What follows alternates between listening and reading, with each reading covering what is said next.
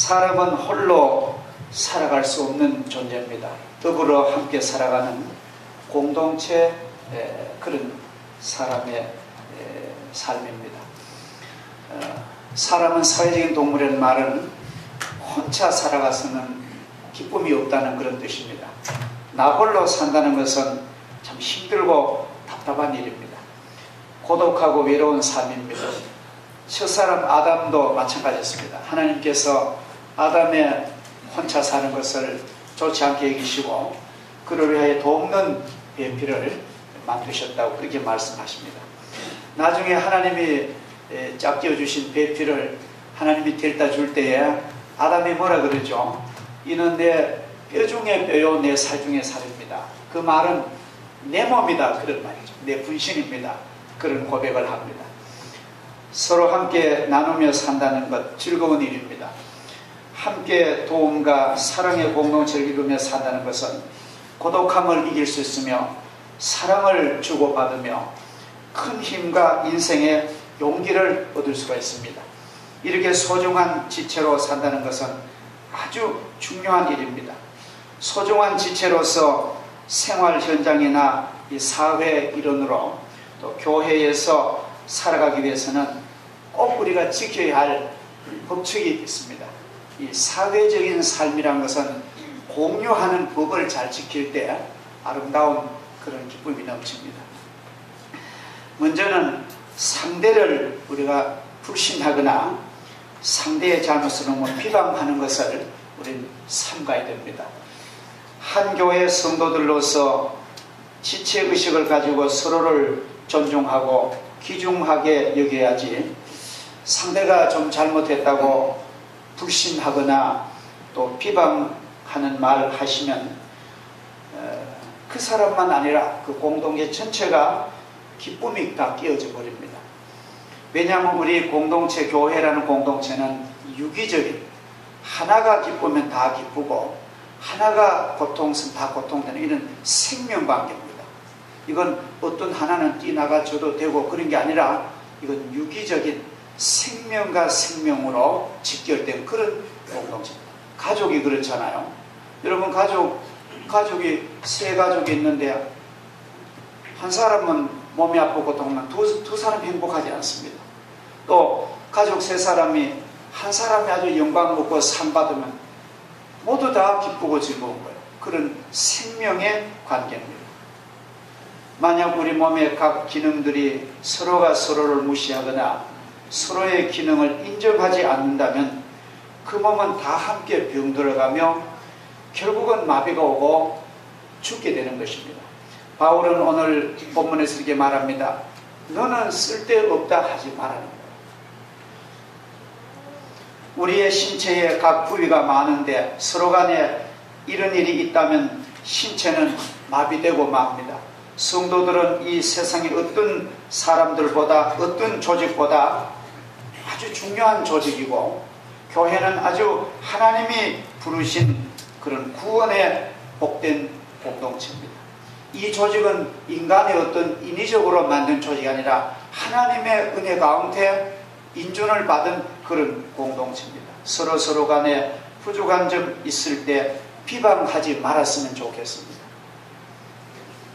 서로 간에 단점과 부족한 면이 있다 할지라도 감싸주고 다시 보충해 줄 수 있는 그런 교육과 그런 권고가 우리에게 필요합니다.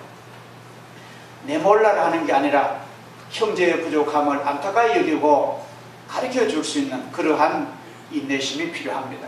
우리들이 서로 간에 하나됨을 깨뜨리는 이러한 모습들을 단호하게 거절해 버리고 성숙한 교회로 우리는 발돋워 해야 되겠습니다. 자동차 한 대를 생산하기 위해서 부품이 약 한 2만 개가 필요하다고 합니다. 그 2만 개 부품이 모여서 하나의 자동차가 완성이 됩니다. 자동차 한 대가 제대로 되려면은 그 부품 하나하나가 재구시를 해야 됩니다. 어느 것 하나도 말썽을 부리면 안 됩니다. 어느 것 하나도 빼놓을 수 없습니다. 여러분 그 차 유리문 닦는 윈도우 브러쉬 그거 한 만원 주면 2개 사잖아요. 근데 비 오는 날 윈도우 브러쉬가 없어 보세요. 앞이 캄캄합니다.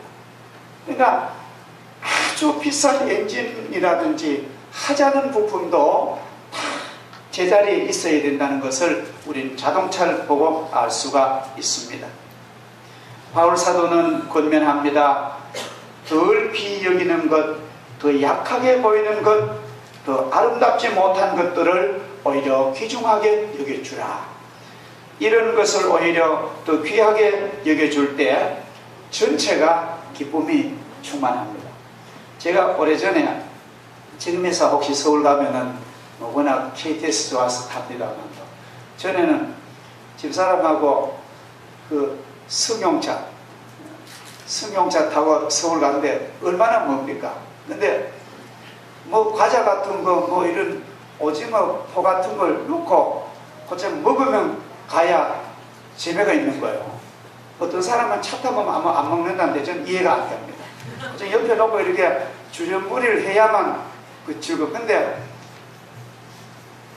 주는 거 받아 먹다 보니까 이새 그 오징어 포였어요.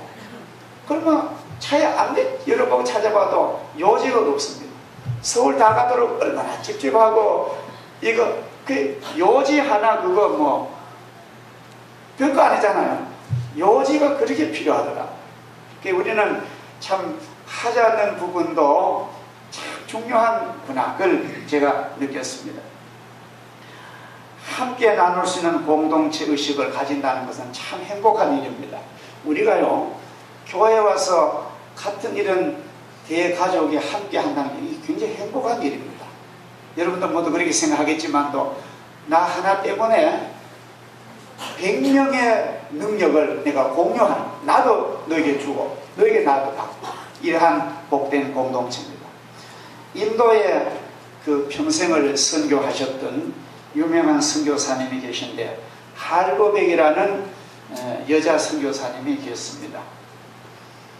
그 할거백 선교사가 쓴 자서전을 보면은 이런 얘기가 나와요. 인도 어느 마을에 전도하러 가는데, 이제 걸어서 전도 가는데 아주 오집니다. 가다 보니까 마을이 이제 아련하게 보이는데, 걸어서 점점 가니까 밭에, 동네 그 입구에 밭에 누구가 씨를 뿌리더래요. 근데 가만 보니까 어른을 업고 씨를 뿌리는 거예요. 아유, 참 이상하다. 애기가 뭐 집에 둘 수 없어요. 애기를 업고 와서 씨를 뿌리면 이해가 되는데, 어른을 업고 씨를 뿌린단 말이죠. 그래서 너무너무 신기해가지고 저때가 자세히 보니까 등에 업힌 사람은 두 발목이 다 잘라졌더래요.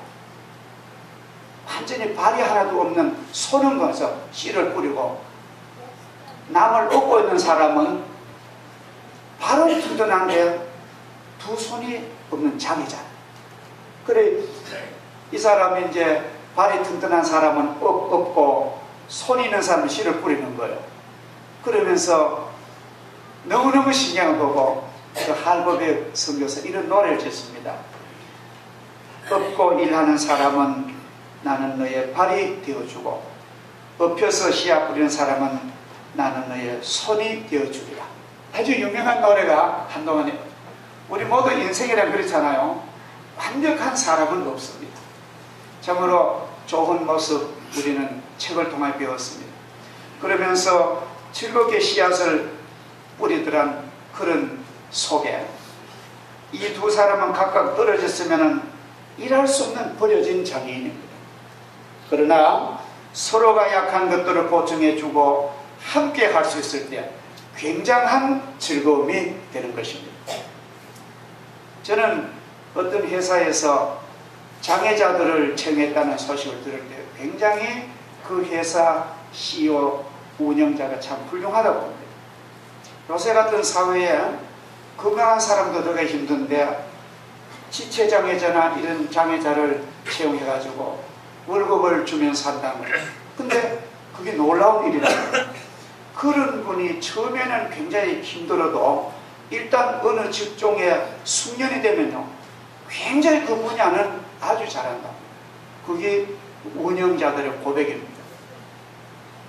부족하여도 서로서로 세워주고 인정해주고 높여주면 그 공동체는 노래 부르는 기쁨을 반드시 공유할 줄 믿습니다. 우리 모두는 주님 안에서 한 몸 안에 붙어있는 한 지체입니다. 우리 모두, 예수님은 우리의 머리시고, 예수님은 머리란 말은 자꾸 명령하고 구상하고 주님 뜻을 서게 하시고, 우리는 모두 어떤 분은 목 같은 사람, 어떤 분은 이목구비, 어떤 사람은 손가락, 어떤 사람은 오장육부, 어떤 사람은 피부세포, 참 우리는 몸의 한 지체예요. 한 부분인데 우리는 예수님이 명령하시면 예. 그렇잖아요. 여기 뭐 모기와 딱 쏘면은 이게 아니라 머리에서 야, 모기가 와서 쌌으니까 너 오른손 가서 모기를 잡아가면은 머리 명령 떨어지면 탁 하는 거예요. 머리가 고장난 사람 이게 아픈 줄도 모르는. 이 머리가 그렇게 죽게, 예수님은 우리 교회 머리십니다. 예수님이 우리에게 명령하시면 너 오늘 주일날은 이런 지체에 대한 설교해. 우리 마음이 그런 마음 주시면 예, 열심히 자료를 찾아가서 하는 거예요. 그렇죠? 너 오늘 이런 기도해요. 그분이 기도하는 거예요. 우리는 예수님의 지체입니다. 우리가 서로 존귀한 지체도 있고 좀 사람 보기에 덜 아름다운 지체 있는 것 같지만 그렇지 않습니다. 주님은 그런 지체를 위하여 주님은 죽으신 줄 믿습니다. 몸에 붙어있는 지체들이 몸을 떠난다는 것은 불행한 일입니다. 몸의 기능을 마비시켜 불행하게 만드는 것입니다. 물고기가 물을 떠나면 순식간에 죽어버리듯이 우리 그리스도인들이 주님을 떠나면 영적으로 죽어버리게 되는 것입니다. 어떤 분이 그래요. 아유, 나는 뭐 교회를 떠나도 난 뭐 밥도 먹고 잘 사는, 그게 아닙니다. 영혼의 은혜를 잃어버린 몸은 별 의미가 없어요. 우리가 하나님의 복을 받고 기쁨과 감격으로 사는 그날들이 행복하지, 주님 영광 다 식어버리고 주님의 뜻을 잊어버린 나, 육신의 나 길게 살면 그 무슨 소용이 있겠습니까? 우리는 하나님의 영광의 공동체를 나 한 사람이 이렇게 귀중하구나, 내가 이렇게 소중하구나, 그렇게 자존감 가지시고 또 상대를 그렇게 귀히 여기면서 서로 공존하는 것이 하나님의 성경의 정신입니다. 이 공존하는 것은 이 기독교 정신입니다. 기독교는 혼자 사는 게 아니에요. 이 교회란 말은 에클레시아란 말인데 함께 모여서 공동체를 이룬다, 그런 뜻입니다. 그래서 우리가 이렇게 소중한 교회를 하나님이 주셨는데 이 구원의 축복과 이 소중한 공동체를 가볍게 여긴다면 우리에게 행복감이 삭감됩니다. 우리는 서로 한 몸인 예수님의 지체의식을 철저히 가집시다. 공산주의자들이 기독교가 보니까 너무너무 좋거든요. 그래서 기독교 정신은 다 빼버리고 기독교 용어만 딱 따가지고 가가지고, 우리가 처음에 교회에서 오 형제여, 오 자매여 그렇게 불렀습니다. 지금도 빌레몬스 읽어보면은 호 아델포스, 오 형제여 그렇게 불러요. 우리는 서로 형제입니다. 근데 그 오 형제여 하는 그 용어를 따가지고 동무여, 오 동무여, 아버지도 막 아바이 동무여, 수령 동무여, 전부 동무여, 기독교에서 따간 거예요. 기독교의 본질은 안 따가고 그것 때문에 따간 거예요.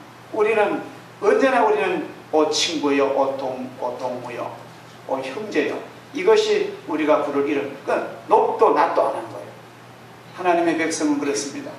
제가 자주 말씀드립니다만도 우리 교회는 대통령이 와도 수위가 와도 존귀한 하나님 백성입니다. 그렇죠? 세상에 가면 직분이 틀려요. 어떤 사람은 뭐 교수고 사장이고 뭐 여러 가지 있지만도 교회 오면 다 같은 하나님의 자녀인 줄 믿습니다. 할렐루야. 이걸 철저히 가져야 돼요. 그래서 돈이 많은 사람은 항상 없는 사람 입장을 이해하시고 또 없는 사람도요 무조건 가난이 장기는 아닙니다. 나 없다고 해서 날 무시한다 그러지 마시고 있는 사람을 존중하시고, 이것이 하나님 백성의 태도입니다. 전에 우리나라 초대 대통령 이승만 대통령이 정동교회 장로였습니다. 주일날만 되면은 그 이화장 교무대에서 나와가지고 앞자리에 앉아서 이제 장로니까 장로의 절차. 옛날에는 장로님 자리가 있었어요, 앞에. 근데 그거 아직 없는데 대통령이 오니까요, 막 사고 나갈까 막 경호원이 쫙 따라 붙이는 거예요. 그 총 탁 차고 사복 입고 탁 오니까 영감이 이 박사가 너희들 예배를 드리려거든 여기 앉고 예배 안 들어 날 경호하려고 나가 볼일 보라. 그래서 그 경호원들이 예배 드리다 나간다. 이제 그 말은 예배에는 경호가 필요 없다는 거예요. 하나님 앞에 예배 드리는데 뭔 경호 필요? 그래서 이것은 아마 이승만 장로가 교회를 바로 인식한 그런 뜻인 줄 믿습니다. 자, 성도 간에 서로에게 기쁨과 위로가 되어주며 힘들고 어려운 일 있을 때 서로 도와주고, 기쁜 일 있으면 함께 축하해주고, 슬픔 당할 때 함께 눈물 흘리는 우리 교회 공동체는 하나님께서 기적의 선물을 주실 줄을 믿습니다. 기도하겠습니다. 감사하신 하나님 아버지, 하나님의 크신 사랑을 감사합니다. 저희들 한 사람 한 사람 보혈로 구원해 주셔서 구원의 공동체의 한 가족 되게 하심을 진심으로 감사합니다. 오늘 말씀처럼 우린 예수 그리스도의 몸인 교회의 한 지체가 되었는데, 우린 서로서로 존중하고 서로서로 인정하고 서로 귀하게 여기고, 또 사람 보기에 좀 더 약한 부분, 덜 귀히 여기는 부분을 더 소중하게 안아주는 저희 교회가 되게 해주셔서 하나님께 영광 돌리고, 우리가 이런 힘을 합쳐서 뜨거운 열기를 가지고 주님의 교회가 크게 성공할 수 있도록 하나님 은총을 베풀어 주옵소서. 예수님의 거룩하신 이름으로 기도하옵나이다. 아멘.